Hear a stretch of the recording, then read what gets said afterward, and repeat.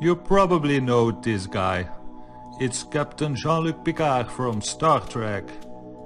And maybe you even know this guy. This is Professor Calculus. But I guess you don't know that those two characters are inspired by a real person, a real scientist, Professor Auguste Piccard.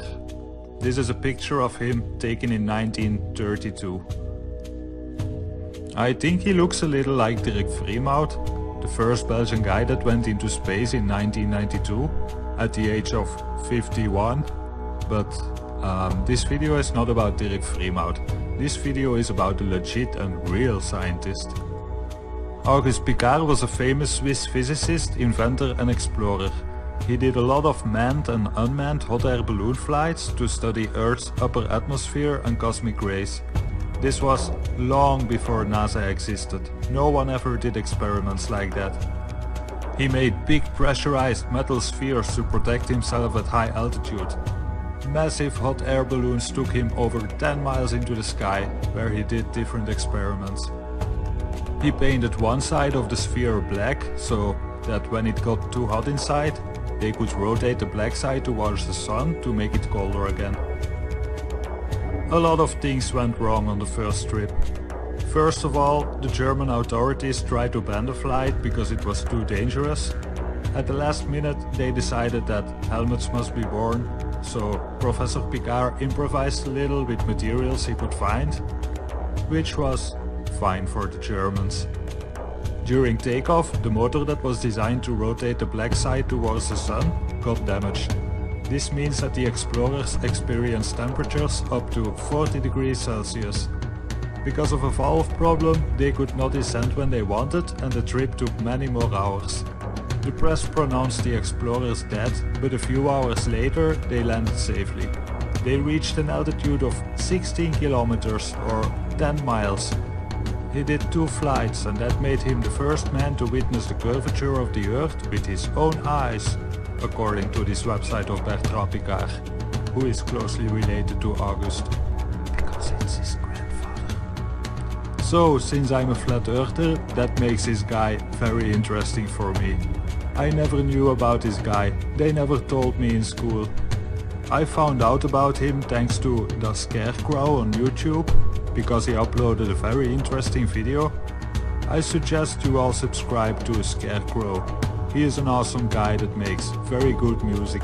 He's gonna be a famous rapist one day. After many different balloon flights, a few years later Professor Piccard started to build submarines to explore the depths of the oceans. Many others after him explored the atmosphere and also the ocean depths, including many members from his family, for example his son Jacques Piccard. This shows me that long before NASA even existed, people used to explore these extreme places. I find it strange that so many of these explorers and even NASA astronauts do missions at both high altitude and deep below the ocean's surface. There are a few video interviews online with Auguste Piccard, some with globes in the background, some without, but they are all in French and because my French is not that good, I can't understand some parts. But this proves to me that they had video cameras back then, so I wonder why there are no high altitude pictures from back then. For me it's hard to fully trust all of this information because some of the experiments, like the first balloon flight, was done in cooperation with the Belgian government.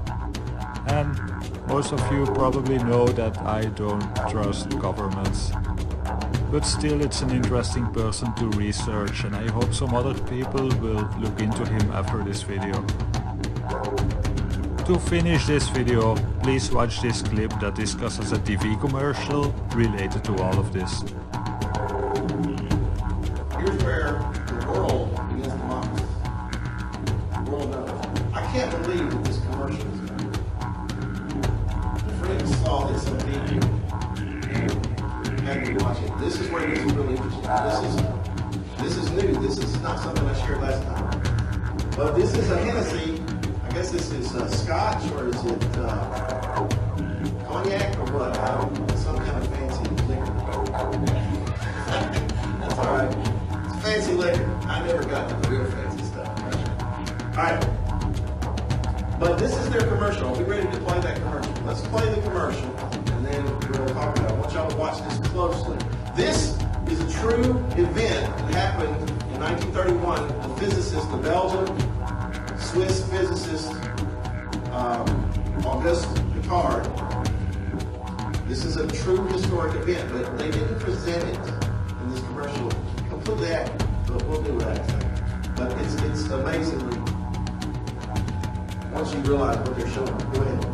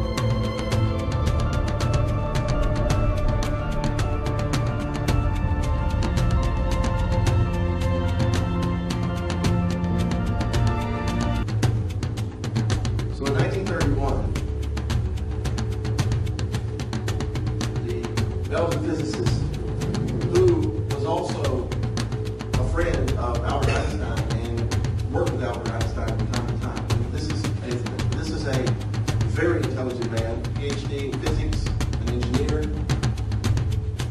This man created and built this craft and put it in. He went up. He was the first man. So he's world record setter. Dr. Auguste Picard, Star Trek, Jean-Luc Picard, named after him. Okay. First man to reach the stratosphere, the first man who went that high. Now notice in the commercial, the first couple of horizons they show you completely flat. All right. He did this on May 27th, 1931. He set a world record at 51,775 feet. Here's a picture of, I took some stills of this. They showed us. Look what they're showing us here. They're showing us the basically flat horizon. Now I love how they change it, but it shows him going up, and it shows him breaking through the firmament into what? They're mocking us. They know the truth. They're mocking us. Now here's some pictures. Auguste Picard, PhD in physics. This is a well-known historic figure. I mean, stamps of him. I mean, he's. This is not some guy. I can't believe how I never heard of him. Here's him in the Encyclopedia Britannica. Says he was. He died born in 1884. Died in 1962. Swiss-born Belgian physicist, notable for his exploration of both the upper stratosphere and the depths of the sea in ships of his own design. In 1930, he built a balloon to study cosmic rays. In 1932, he developed a new cabin designed for balloon flights. In the same year, he ascended to 17,008 meters, 55,800 feet completed. Another one he did it later on. He was born into a family of Swiss scholars. Worked with, like I said, he worked with Albert Einstein. Here's a picture of him with his assistant in the capsule that they went up in. And it had portholes, and this is a porthole. And then I found this. This is a Popular Science magazine from August 1931. He did this in May.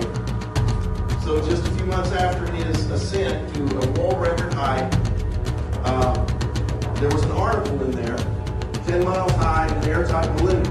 Now, just so people could say that I didn't get this off the internet, I did a little research.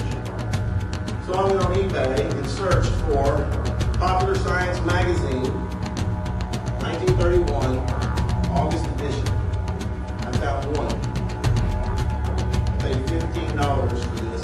25 cents. Just to verify this fact, I'm going to read this article to you.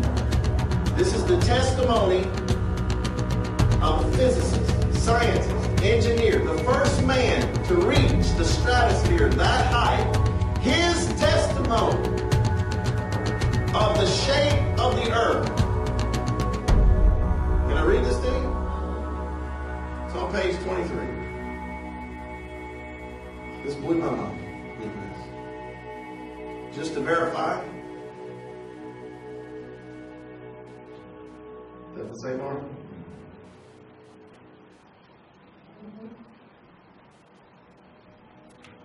If I was in court, this would be Exhibit 1. Right? Says a huge yellow balloon soared skyward a few weeks ago from Augsburg, Germany. Instead of a basket, it trailed an airtight black and silver aluminum ball. Within, Professor Auguste Picard, physicist, and Charles Kepler aimed to explore the air 50,000 feet up. 17 hours later, after being given up for dead, they returned safely from an estimated height of more than 52,000 feet, almost 10 miles, shattering every aircraft altitude record. Oxygen tanks kept them alive while they made observations. Records of their instruments are now being checked and interpreted. The first to rise safely into the upper layer of the Earth's stratosphere, they found air pressure at 10 miles altitude so low, 1/10 of that at sea level, that a man exposed to it would perish, much as a deep sea fish burst of its own internal pressure when it's brought to the Earth's surface. Picard and his aide found cosmic rays, mysterious radiations from outer space.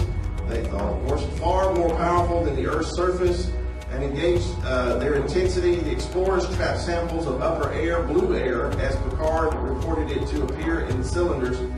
Analysis may prove it exceptionally rich in ozone, the intense blue gas supposedly responsible for the heavy side layer or radio roof. Now listen to this. The story of their adventure surpasses fiction. During the ascent, the aluminum ball began to leak. They plugged it desperately with Vaseline and cotton waste, stopping the leak. In the first half hour, the balloon shot up 9 miles through portholes. The observers saw the Earth through copper-colored, then bluish haze. Here's what he said. It seemed a flat disc with upturned edge. Now this is 1931. Before NASA. Before they decided they were going to lie to us. Before they conspired worldwide to lie. Some people say that there are no scientists that are flat earthers. Well, guess what? He told you what he saw. What is this magazine?